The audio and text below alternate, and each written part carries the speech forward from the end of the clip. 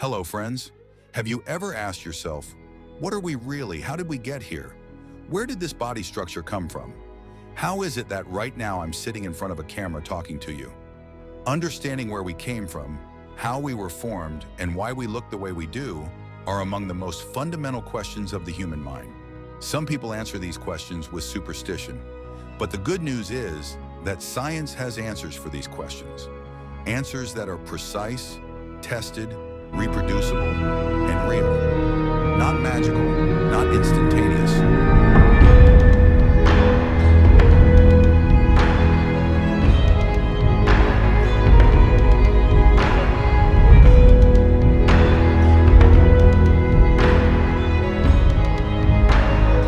We didn't appear suddenly.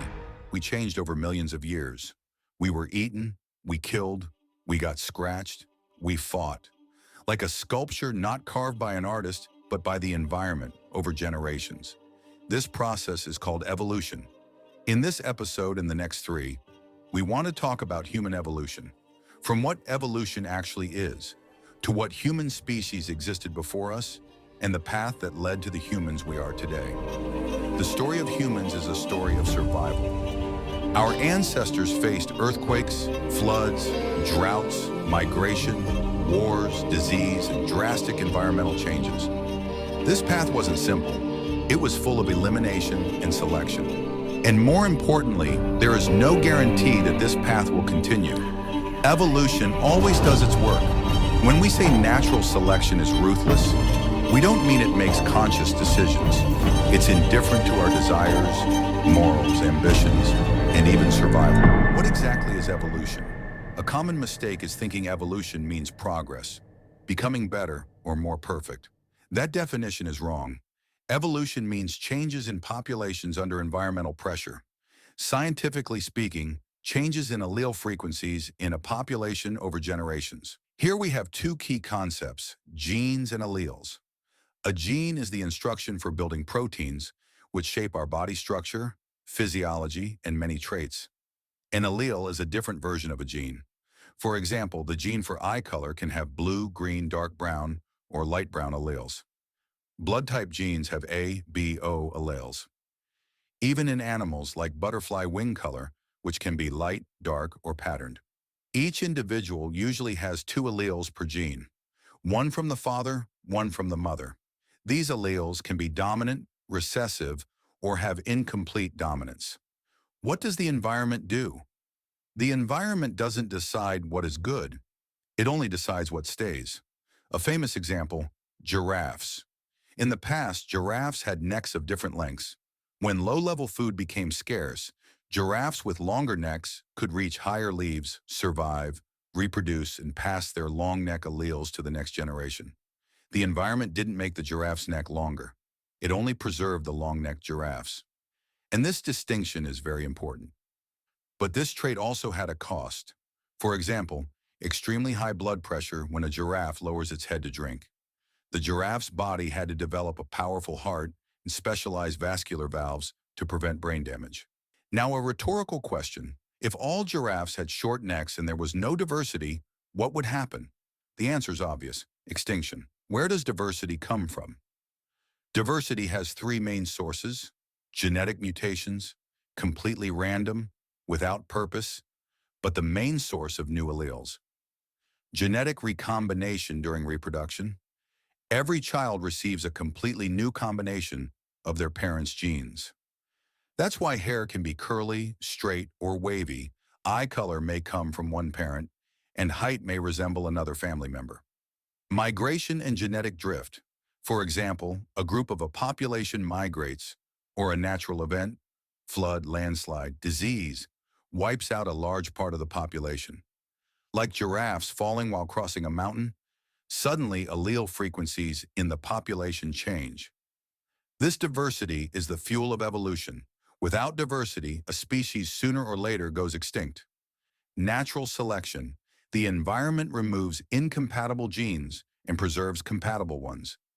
This is what we call natural selection. Natural selection is not random, but it is not purposeful either. This is very important.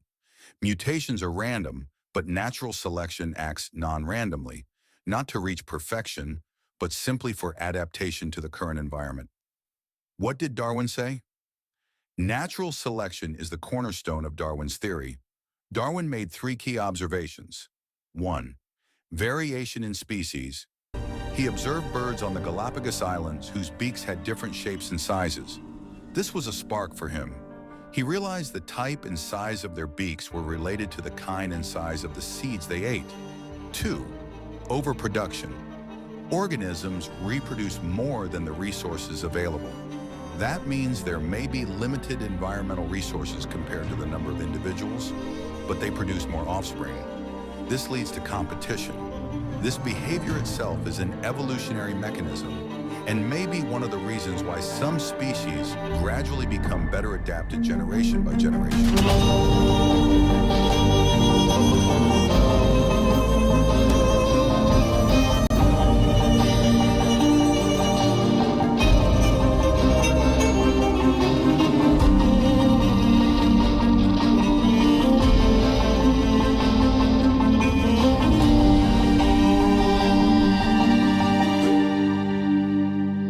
For example, a bird may lay 10 eggs, but perhaps only 2 to 4 survive to hatch, and from those, maybe only one reaches maturity and reproduces. Hence, birds lay multiple times. 3. Survival and transmission of adaptive traits. Example, birds whose beaks match the seeds in their environment survived and passed their genes on.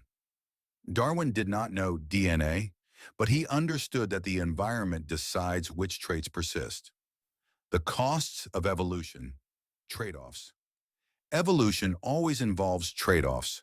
For example, bipedalism in humans had advantages, better vision, free hands, tool-making, but came with costs, osteoarthritis, spinal discs, knee weakness. Aging also plays a huge role. Perhaps in thousands of years, we may not have some of these diseases at all.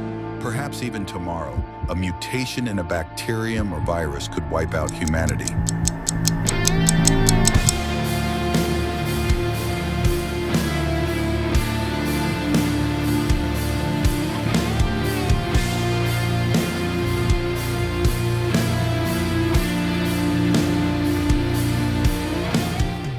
Forward-facing eyes increase visual focus, but reduce peripheral vision and made humans more vulnerable from behind. This is where social behavior entered the picture. Humans who hunted in groups, with some watching behind and others around, had a higher chance of survival. The environment removed lone humans and reinforced genes for social behavior. Fragility of survival. We are here with an almost zero probability. A small mutation or an environmental change can alter the fate of a generation. There is no guarantee that 100 years from now, or even less, this path will continue. In the next episodes, we will explore early humans, their species, differences in lifestyles, and why some went extinct while others survived. Bipedalism, brain expansion, tool-making, and how society and culture became part of our evolutionary process. Evolution is the story of life adapting, surviving, and changing endlessly. From the first spark to humans today. This is evolution. Stay curious and subscribe for more.